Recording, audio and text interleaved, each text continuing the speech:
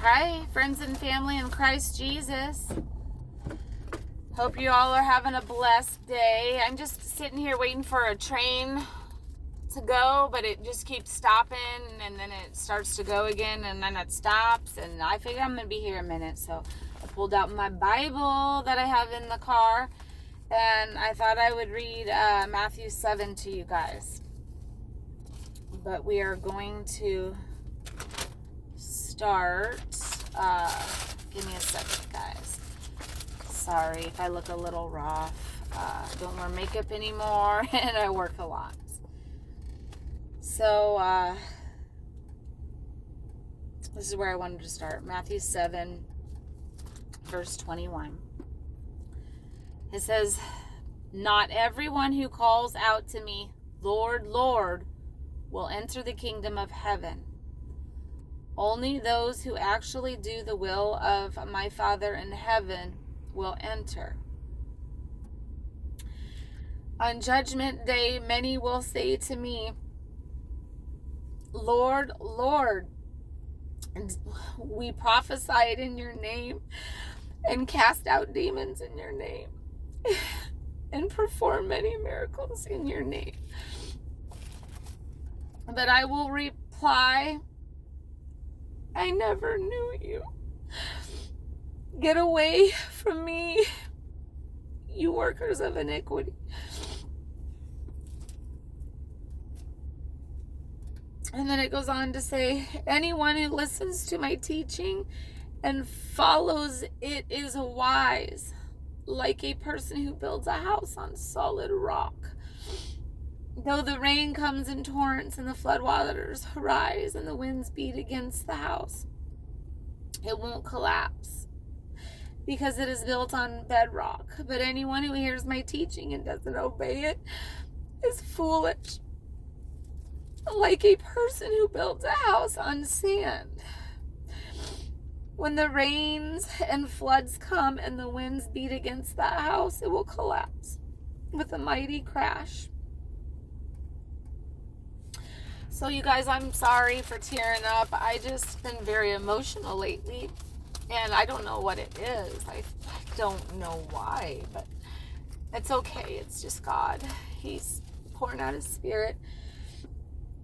But I'm at work, and there's a guy that I was training, and he said he used to do missionary work for this church, and they chose me to train him, and I haven't even been with the company that long, and I don't think it was on accident. I truly believe that God wanted me ministering to him, and I was ministering to him. I told him that I like to preach the gospel, and I shared a lot of my testimonies with him, and I invited him back with us, and he said no. And, God's just reminding me that they have a choice. They have free will. God can set everything up and it can be right there, in front of you. And the direction, the path is right there, and it's laid out for you. But, God was ministering me, saying they have free will. So they have to be able to say yes in order for God's plan to continue going. So, this guy, he has a choice whether he wants to, continue living in the world, because he's backslidden right now. I don't know if I told you guys that he's backslidden right now, but he was following the Lord for so many years, going to other countries and stuff, and he knows the Bible really, really well. But he's not there now, and I just see God's precious love, just trying to reach for him, just trying to tug on his heart. But they have hardened hearts in this hour. And I hate it so much. I hate that people just can't see it. They can't see his love. And so then I find out that my friends Bo and Kelly and all of them from Lincoln are going to come up, and they're going to play more worship songs at a church up here in Omaha. And so I invited the kid, to come. And as it turns out, he lives a few blocks away from it. But he doesn't know if he's going to come. So if you guys could just, keep him in prayer. His name's Dan. Just keep him in prayer that he would come back to the Lord. That God's will be done on his life. And there was another thing that happened today that very, touched me. So Brother Bhanu and me have been preaching together for a while now. And my other street preacher, Corey, he's not with us anymore right now. He just hasn't been preaching. And Bhanu's really stepped up, and he's preaching now. And you can hear the confidence in his voice, and it's just so beautiful. But he tells me a couple weeks ago that, he thinks his time is going to be up here, and that he's leaving too. He has to move.